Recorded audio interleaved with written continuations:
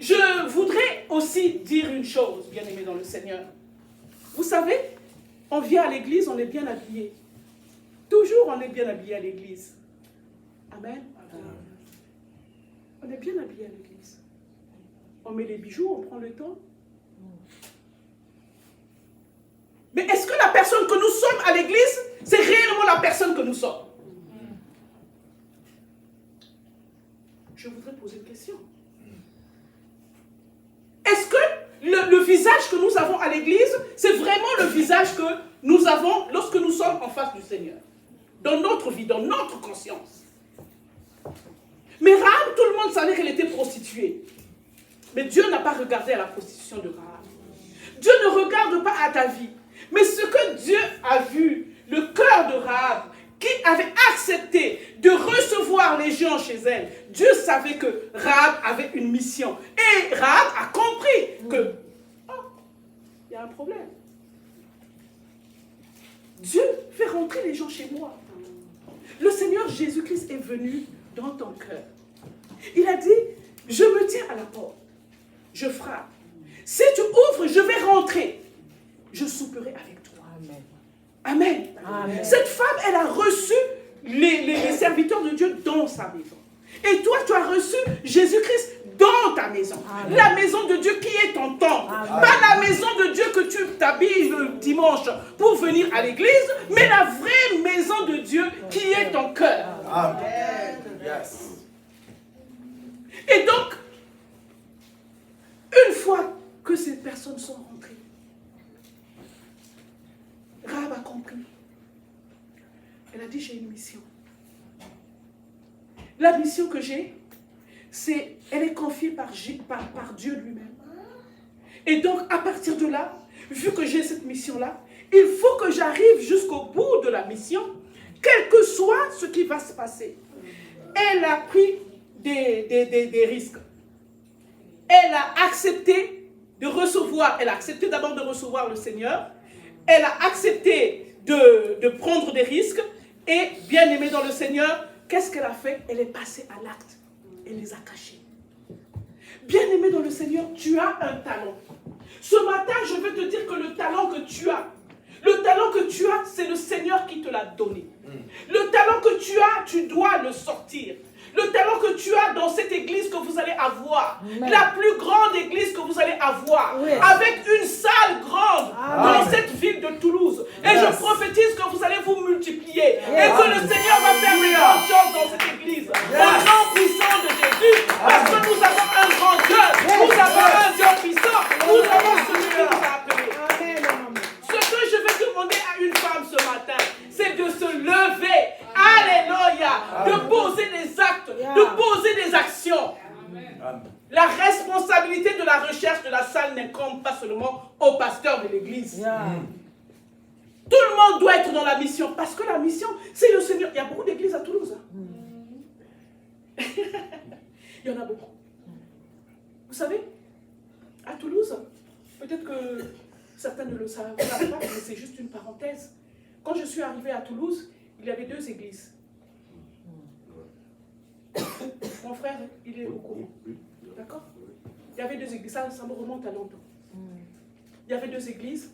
Il y avait l'église de Jean Berthaud, plus l'église de pasteur Charlemagne, dont je faisais partie et qui est mon père spirituel. Qui était mon père spirituel. 2. Mais il m'a rencontré à la place du Capitole. Alléluia. Amen. Il m'a parlé de Jésus. Et c'est trop long de raconter le témoignage.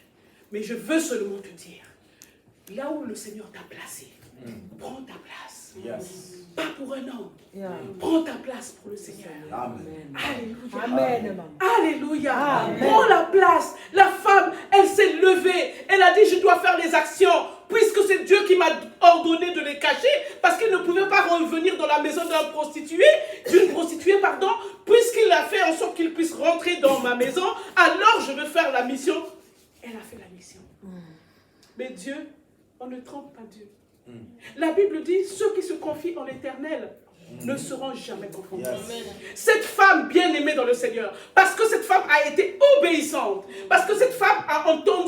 la voix de Dieu. Cette femme, elle a sauvé sa famille. Elle a fait un deal avec les gens qui étaient venus dans sa maison. Elle a sauvé sa famille. Elle a sauvé son peuple. Quand je dis elle a sauvé son peuple, ça veut dire quoi? Ça veut dire que cette ville qui était vouée à l'interdit, tout le monde a été tué dans cette ville, sauf elle et sa famille. Et cette femme qui était prostituée, aujourd'hui, elle est dans la parole de Dieu. Elle est citée comme une femme qui, aujourd'hui, fait partie de la généalogie de Jésus-Christ. Bien-aimés dans le Seigneur, je ne sais pas quelle heure, hein, maman, il faut me dire, ça va l'heure? Il est 49. À quelle heure je dois finir? À midi. Amen. Cette femme, elle avait posé des actes. Ce qu'elle ne savait pas, c'est que en posant les actes, elle allait changer la vie de sa famille. Amen. Parce que normalement, sa famille devait être tuée. Peut-être que toi, alléluia, en prenant l'engagement de venir ce matin, toi, tu ne sais pas ce que sera ta vie demain, mais le Seigneur le sait. Amen. Cette femme, elle ne savait pas ce que allait devenir sa vie. Parce qu'elle savait seulement une chose, que Israël, on ne pouvait pas résister. Et elle a accepté de servir le Seigneur. Elle a accepté sa mission. Ce qu'elle ne savait pas, c'est qu'en posant cet acte allait changer toute sa vie. Ce que tu as fait ce matin, tu es venu à l'église pour écouter cette parole, comme tu fais tous les dimanches. Mais ne viens pas à l'église par habitude. Amen. Il faut que tu aies une interaction avec Dieu. Il faut que tu sois en communion avec Dieu, craignant Dieu. La Bible dit que nous avons tous péché et nous sommes privés de sa gloire. Mais à cause du sang de Jésus, la Bible dit que lorsque nous demandons pardon d'un cœur pur et sincère, il nous pardonne. Dieu ne se souvient plus de nos péchés. Il ne nous culpabilise pas. Va, avance en eau profonde avec le Seigneur, en ayant la crainte de Dieu. Bien aimé dans le Seigneur, cette femme, elle ne savait pas qu'elle allait vivre auprès des enfants d'Israël. Parce que lorsque la ville était vouée à l'interdit, tout le monde était mort. On a pris cette femme parce que les serviteurs de Dieu lui avaient promis que vraiment si tu tiens à ta parole, nous, on ne va pas te tuer. Ni toi, ni les gens de ta famille. Ils l'ont pris, ils l'ont emmené en Israël, bien aimé dans le Seigneur. Et cette femme est devenue, au lieu d'être prostituée, elle qui était prostituée, elle a trouvé un mari. Un mari qui s'appelait Boaz. Elle est devenue femme mariée. Alléluia. Et elle s'est mariée. Et Boaz, qui s'appelait, Amron. Et Amron, qui a été le papa de Boaz. Boaz, c'est le mari de Ruth. Alléluia. Et ils ont mis au monde Obed. Et Obed est devenu le père d'Ésaïe. Et Ésaïe, qui est le père de David. Et cette femme-là, quand vous lisez la généalogie de Jésus-Christ, vous allez voir que cette femme-là, elle se situe en haut. Elle qui était prostituée. Bien-aimée dans le Seigneur, je suis venue t'exhorter. Je suis venue te dire, je me répète peut-être, que tu n'es pas n'importe qui. Mais pour que tu puisses rentrer dans ta destinée, pour que personne ne puisse venir tuer tes enfants, pour que les voleurs ne viennent pas pour dérober dans ta famille, il va falloir que tu te lèves. Il va falloir que tu fasses des actions. Il va falloir que tu agisses, bien-aimé, dans le Seigneur. Amen. Alors je vais te dire une chose. Il y a une chose que nous les chrétiens, peut-être que nous... je veux juste vous faire un rappel, je ne vais pas faire des leçons de morale. Je vais juste vous emmener dans le livre de Jean 14, s'il vous plaît.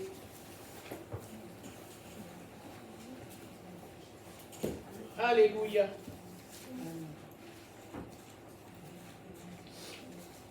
Jean 14, verset 15.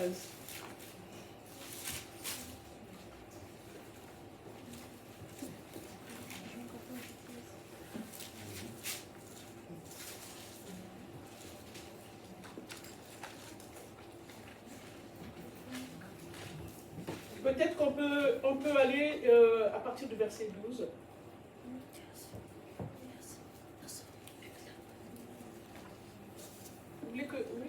14? Oui, 14, 12. Ah, pardon, 14, 12. Ok, j'ai dit la parole du Seigneur. Amen. En vérité, je vous l'ai dit, celui qui croit en moi fera aussi les œuvres que je fais, et il en fera des plus grandes parce que je Amen. fais au Père. Amen. Amen. Je m'excuse. Amen. Amen. La Bible dit, bien aimé dans le Seigneur, reste ma fille, je vais juste commenter. Il dit, en vérité, je vous le dis, celui qui croit en moi, la condition pour que le Seigneur agisse, c'est d'abord de croire en lui. Et il dit que si toi tu crois, bien aimé dans le Seigneur, tu feras des grandes choses que les gens ne peuvent même pas imaginer. Amen. Amen. Je voudrais faire un petit témoignage. J'avais aux environs de 20 ans. De fonction, je suis inspecteur de travail. Je travaillais dans mon pays. Et un jour, en dormant, j'ai senti la main qui, je faisais comme un rêve. La main, dans le rêve, j'étais en train d'accoucher et la main a repoussé, jusqu'ici, a repoussé le bébé dans mon ventre. J'ai cru que c'était dans le rêve parce que dans la nuit, quelquefois, quand on a besoin d'aller aux toilettes, on fait des rêves, voilà. Et bien aimé dans le Seigneur, je n'ai pas pu me relever. Je suis devenue paralytique. Paralysée. Je ne pouvais plus me lever. Je n'avais qu'une seule intention, c'est de me suicider.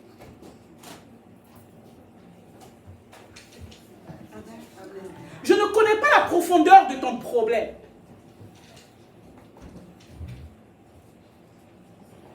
Je ne sais pas jusqu'à quelle dimension ou à quel niveau tu te trouves par rapport à ta vie. Mais ce matin, je suis venue te dire, je le répète, tu n'es pas n'importe qui. Mais la condition pour que tu vois la réalisation de ce que tu espères, parce que la foi est une ferme assurance des choses que l'on ne voit pas. Je vous ai parlé de la première dimension, mais une démonstration de celle que on espère. Quand je suis devenue paralysée, je ne connaissais pas Dieu. J'avais 20 ans, j'avais la vie devant moi. J'avais un travail. Je ne manquais de rien, entre guillemets. Mais en fait, je manquais l'essentiel. Alléluia. Je suis restée là. Ma mère m'a emmenée dans tous les hôpitaux de Brazzaville. Ma mère m'a emmenée, parce que, pour la petite histoire, ma mère est anesthésiste. Elle était anesthésiste. Elle m'a emmenée partout. Et quand on lui disait, là, on peut faire quelque chose pour ta fille, elle me mettait au dos pour m'emmener, pour qu'on me soigne. Et quand je revenais à la maison, je faisais tous mes besoins au même endroit. Quand il n'y avait personne à côté de moi, je restais comme ça. Et ma famille avait pris l'habitude d'enlever tout ce qui était couteau et tout ça parce qu'ils savaient que, ben voilà, j'avais 20 ans, je ne connaissais pas Dieu, tout ce que je voulais faire, je ne voulais pas me voir comment j'étais dégradée. Mais un jour, une personne est venue me parler de Jésus. Cette personne m'a dit, est-ce que tu crois que Jésus peut faire quelque chose pour toi? Je ne suis pas en train de te raconter une histoire d'une autre personne. Je suis en train de te raconter une partie de ma vie. Bien-aimé dans le Seigneur. Le premier jour, je lui ai dit, ouais, si tu veux. Pourquoi? Parce que les médecins n'avaient pas pu faire quelque chose pour moi. Ma mère qui était anesthésiste, normalement, elle devait trouver une solution. Les médecins à l'hôpital ont dit, tout va bien, votre fille n'est pas malade. Parce que les échographies, tout ce qu'on faisait était normal. Il y a un monde qui n'existe pas, bien-aimé dans le Seigneur, parce qu'on ne le voit pas, mais il existe en réalité. Yes. Alléluia. Amen. Parce qu'il y a des gens qui te voient dans la rue, ils ne savent pas pourquoi tu sers le Seigneur. Ils croient que c'est un jeu, ce n'est pas un jeu. Donc ce qui s'est passé, c'est quoi? Cet homme est venu me parler. Il a dit, bon, mais écoute, je reviens dans 3 jours. Prends le temps de réfléchir. Je suis restée là, je me dis, bon, comment je fais? Là, je ne peux même pas me tuer, il n'y a rien là. À l'hôpital, on dit que voilà, tout va bien. Et bon, qu'est-ce qui me reste à faire? Je vais essayer Dieu. Et donc le monsieur est revenu. Il est revenu alors, il m'a dit, alors tu crois que Dieu peut te guérir? J'ai dit oui. Il a dit ok. Parce que tu as dit oui, il va te sauver. Amen. Mais il y a une condition. Dieu est un businessman. Dieu ne fait pas les choses gratuitement. La condition, c'était que je donne ma vie à Jésus, que je me mette à servir le Seigneur, bien-aimé dans le Seigneur, que je prenne l'engagement, que je me lève dans ma tête. Je dis, ok, il va me guérir. Mais le monsieur m'a dit, commence à lire la parole de Dieu. Alléluia. Et après, par la suite, tu verras ce que Dieu va faire. Bien-aimé dans le Seigneur, pour vous la faire court, parce que le témoignage, il est long. Pour vous la faire court, ben, au bout d'un an, j'ai recommencé à marcher à quatre pattes. Et aujourd'hui, je sers Dieu dans le monde. Alléluia. C'est pour ça que je suis de l'Église universelle. Je ne veux pas, je ne critique pas. Mais je pense que la parole de Dieu doit être prêchée partout. Amen. Autant que Dieu nous donne encore la vie, amen, nous continuons à servir le Seigneur. Alléluia. Ne t'arrête pas. Bien-aimé dans le Seigneur. Le Seigneur, il a dit une chose. Si tu m'aimes, la condition c'est ça. Aimer Dieu. On est dans un monde où on ne sait même plus où donner de la tête. Aimer Dieu. Première condition. Aimer Dieu. Bien-aimé dans le Seigneur. Si vous m'aimez, deuxième chose, respectez ses commandements. On ne peut pas aimer Dieu, dire qu'on aime Dieu et on fait ce qu'on veut. Ou on aime Dieu, on demande à Dieu, Seigneur, aide-moi, parce que c'est ça qu'il faut faire. On ne peut pas dire c'est parce qu'on a accepté le Seigneur, on devient saint tout d'un coup. Non. Seigneur, j'ai envie d'enlever ce problème. J'arrive pas à me défaire de tel péché. J'arrive pas à me défaire de l'autre. Aide-moi. Il écoute, il entend et petit à petit, il te façonne. Amen. Il faut, la deuxième condition, c'est la crainte de Dieu. Respecter les commandements de Dieu. Mais comment respecter les commandements de Dieu si on ne les connaît pas? C'est en lisant la parole de Dieu. Une fois qu'on lit la parole de Dieu, on a la maîtrise de ce que Dieu veut. La maîtrise, je m'entends. En tout cas, on arrive à faire la volonté de Dieu. Amen. Et il a dit, quant à moi, ça c'est Dieu qui parle. Elle est où ma fille qui devait lire? C'est bon, Vas-y, maman. Je continue toujours dans le 12. Ouais, 16, on est à 16 maintenant. Et moi, je prierai le Père, et il vous donnera un autre consolateur, afin qu'il demeure éternellement avec vous. Amen. Amen. Mais moi, je croyais que les femmes allaient applaudir. Mais c'est pas possible. Alléluia. Le Dieu Tout-Puissant. Le Dieu Tout-Puissant. Celui qui a créé toutes choses.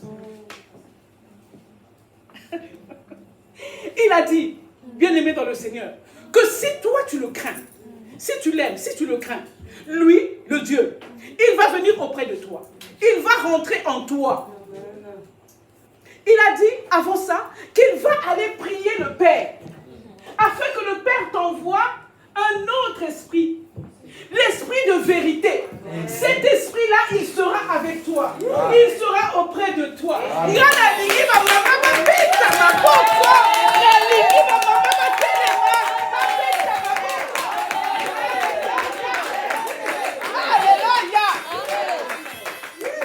qu'on n'était pas n'importe qui.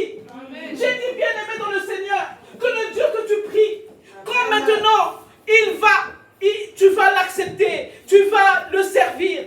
Bien-aimé dans le Seigneur, pour finir, la Bible dit, si vous respectez mon commandement, quant à moi je prierai le Père, il vous donnera un autre défenseur, afin qu'il reste éternellement avec vous.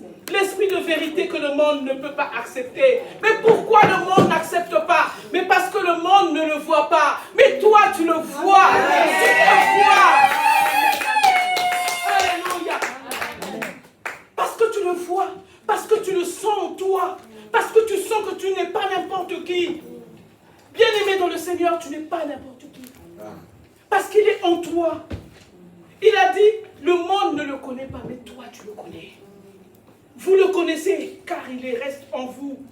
Et il sera en vous. Il a dit, je ne te laisserai pas seul. Dans ton problème, je ne te laisserai pas seul. Je ne te laisserai pas orphelin. Je viens encore un peu de temps. Amen. Bien-aimé dans le Seigneur, tu as un Dieu puissant. Quel que soit le problème que tu as, souviens-toi que tu as un Dieu. Pleure auprès de ce Dieu.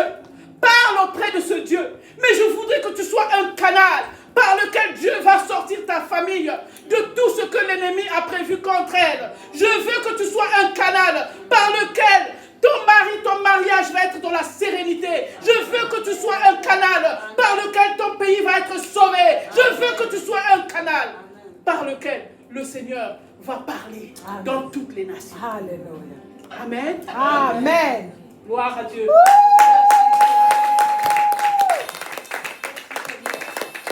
Alléluia. Merci Seigneur. Bien-aimés, je vous remercie de votre attention. Je prie que le Dieu Tout-Puissant vous parle et qu'il vous fasse comprendre au travers de vous, au travers de moi, au travers de l'autre. Le monde attend un signe de notre part. Amen. Amen. Gloire à Dieu. Amen. Merci. Juste une seconde. J'ai fini. Parce que j'avais dit à ma fille de me rappeler et le Saint-Esprit me le rappelle. Amen. Tout à l'heure, j'ai dit que j'étais femme de foi en action, présidente de Femmes de foi en action. C'est juste pour dire qu'un jour, le Seigneur m'a dit, maintenant tu vas parler aux femmes du monde entier. J'ai dit, mais comment je vais faire pour parler aux femmes du monde entier? Voilà. Et j'ai cru. J'ai mis la foi. Aujourd'hui, effectivement, Femme de foi en action est en train d'être implantée dans le monde entier. C'est pour ça que je voulais t'exhorter. Ne t'arrête pas là. Travaille pour le Seigneur. Cherchez une salle. Quand vous aurez la salle, ben, partout où je serai, j'espère que j'aurai un SMS. Mais je le crois de tout mon cœur. Je voudrais prier que vraiment le Seigneur appelle à l'existence cette salle. Alléluia. Amen. Parce que nous sommes des enfants de Dieu. Et nous devons avoir l'excellence. Seigneur, je te prie pour les femmes et les hommes de cette église. Tu connais et tu vois le désir de leur cœur.